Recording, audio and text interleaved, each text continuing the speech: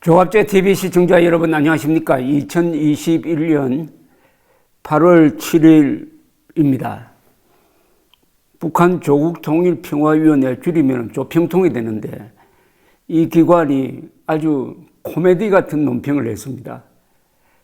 북한 지령을 받고 최신의 스텔스기 F-35A 도입 반대 활동을 한 혐의, 이 간첩 혐의가 적용되었다는 이야기가 있습니다. 을 받고 있는 청주 지역 노동단체 출신 인사들 4명이 최근 수사를 받고 그중에 3명이 구속된 사건에 대해서 통일 애국 인사들에 대한 탄압이라고 화를 냈습니다. 7일 통일부 주간 북한 동향이란 자료에 따르면 조평통은 지난 4일 서기국 보도 제977호에서 최근 정보원과 검찰 등 남조선 파쇼 공안당국은 극히 모략적인 간첩단 사건이라는 것을 조작하고 남조선 각계의 통일 애국 인사들에 대한 일대 탄압 소동을 일으키고 있다. 괴뢰 패당의 간첩단 사건 조작 책동을 남조선의 통일 애국 세력에 대한 극악한 파쇼적 폭거로 우리에 대한 또 하나의 도발로 낙인하면서 이를 준열히 규탄한다.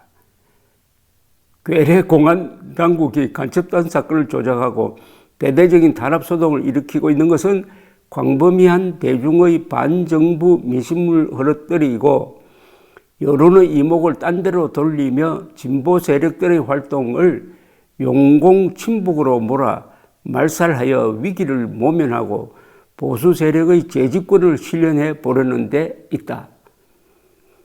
북남 관계 개선과 대북 정책 전환을 요구하는 여론의 찬물을 끼얹고 동족 대결 정책을 고수해보자는 것이다.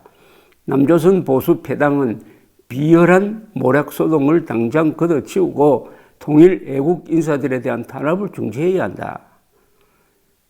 이렇게 논평을 했는데 통일부는 북한은 정당한 법 집행을 진보 세력 탄압 등으로 왜곡하여 반정부 투쟁 등을 지속적으로 선동해 왔다면서 이는 간첩단 사건을 조작했다고 왜곡하면서 반정부 투쟁 소재를 제공해 남남 갈등을 조장해 보려는 의도에서 비롯된 것으로 보인다고 밝혔습니다. 통일부의 이런 논평은 최근에 들은 이야기 중에서 제일 정상적인 논평이군요. 참, 왜 제가 이 코미디 같다고 하느냐 하면은 자신들이 이게 진짜 간첩단 사건임을 확실히 해준 거죠. 이들이 말하는 통일 애국 인사들이라는 것은 이 통일은 적화 통일을 말하는 거거든요. 그러니까 적화 통일을 하는 애국은 반역으로 번역하면 됩니다.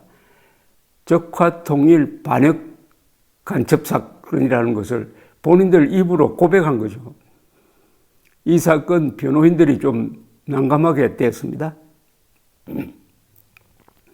자, 이제 이 사건 수사 재판하기가 참 쉬워졌습니다. 북한이 스스로 간첩단 사건이라고 인정을 해줬는데 물론 조작이라고 했지만은 북한 김정은 이야기는 완전히 거꾸로 해석하면은 정확합니다. 그러니까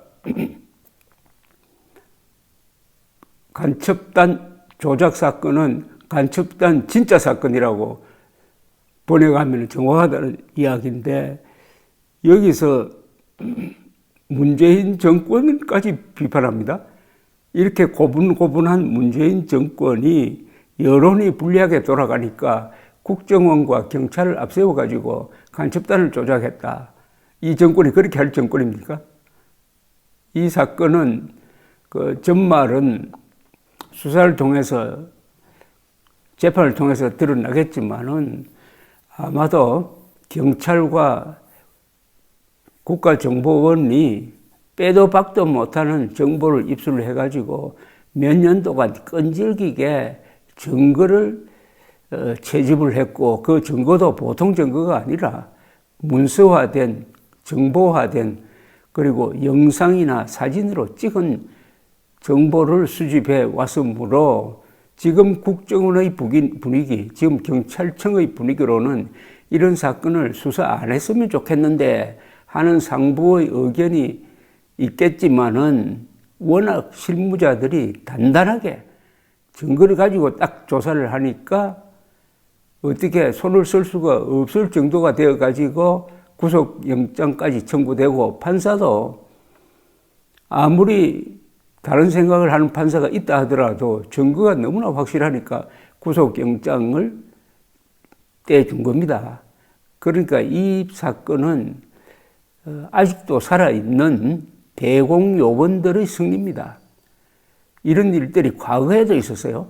과거 문재인 정권 이전의 좌파 정권 시절에도 간첩단 수사를 한 적이 있습니다. 그때도 실무자들이 용감하게 위에 있는 사람들을 설득하고 때로는 들이받기도 해가지고 수사를 관철시킨 예가 있습니다.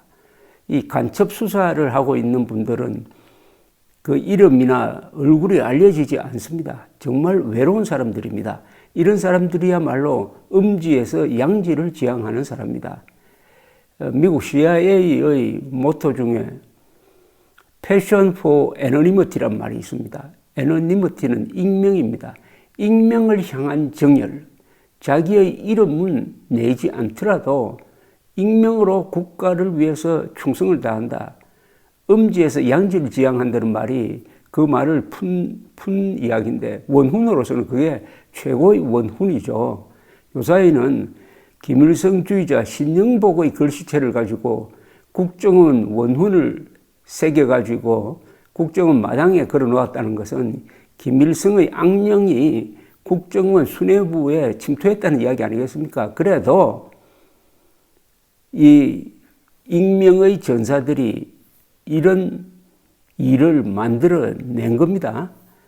이 대한민국이란 나라는 굴복하지 않는 권력에 맞서는 그리고 진실을 지키는 한 사람의 용기가 중요합니다. 그 한 사람의 용기가 세계를 바꿀 수가 있습니다. 바로 이런 경우입니다. 그리고 이 간첩 수사라는 것은 시간도 많이 들고 돈도 많이 들어서 이 공무원으로서 가장 하기 힘든 일입니다. 그렇다고 해서 내가 했다고 선전도 할 수 없고, 그러니까 이런 분들에 대해서는 국가가 보호하고 국민이 성원을 보내야 합니다. 그런데 이 문재인 정권이라는 이 정권은 이들을 냉담하게 보는 사람들이니까 국민들이 나서가지고 열화와 같은 박수를 보내야 이런 사건을 계속 만들어낼 수 있다 이겁니다. 정권이 보호하지 못한다고 국민이 버리면 안 되죠. 이 문재인 좌익 정권, 극좌, 가짜 민족주의, 가짜 민주주의, 이 정권으로부터 버림받은 대공요원들의 분투가 이런 결과를 만들어내었고, 이것이 이 정권을 바꾸는 기폭제가 될지도 모릅니다. 그러니까 북한이 발칵해가지고 애국인사 탄압한다고, 통일 애국인사 탄압한다고 고백을 했습니다. 북한이 말하는 통일 애국인사는 그게 진짜 간첩단이라는 이야기 아닙니까? 그런 점에서 어떻게 보면 치명적인 실수를 한 것인데, 더구나 선거를 앞두고 이런 사건이 터졌습니다. 문재인 정권의 정체가 적나라하게 드러나는 순간입니다. 더구나 청와대 관계자가 이 간첩 혐의자 중에서 몇 사람이 2017년 문재인 대통령 후보 캠프에 들어가서 특보단으로 활용했다는 데 대한 논평을 요구받으니까 언급할 가치가 없다고 했습니다. 그 가치는 뭐겠습니까? 우리는 간첩 신경 안 쓴다는 가치 아니겠습니까? F-35A 북한의 핵 능력에 대응할 수 있는 우리의 거의 유일한 카드인데, 그 도입을 반대하는 북한 지령을 받고 북한 돈을 받고 그것은 언급할 가치가 없을 정도로 사소하다고 고백하는 이 정권이야말로 김정은에게 국군 통수권을 반납한 게 아니라 상납하고 대한민국 안에 반정부 세력에 대해서는 험악한 얼굴을 하고 있는 그런 아주 비열하고 반역적 정권이라는 것을 고백한 것 아니겠습니까? 어떻게 보면 간첩 정권이라고 불러달라고 하는 것 아닙니까, 이거? 정치권에서는 반박되지 않는 거짓말은 진실로 통한다는 말이 있습니다. 반박을 하지 않았어요. 여기에 확실하게 도장을 찍어준 게 바로 북한 측의 이 반응이었습니다. 코미디입니다. 그러나 이것은 우리가 잘 활용하면은 좋은 소재입니다. 항상 북한 노동당 정권이나 대한민국의 종북 좌익 세력은 자충수로 망합니다. 악은 항상 스스로를 드러낸다고 합니다. 감사합니다.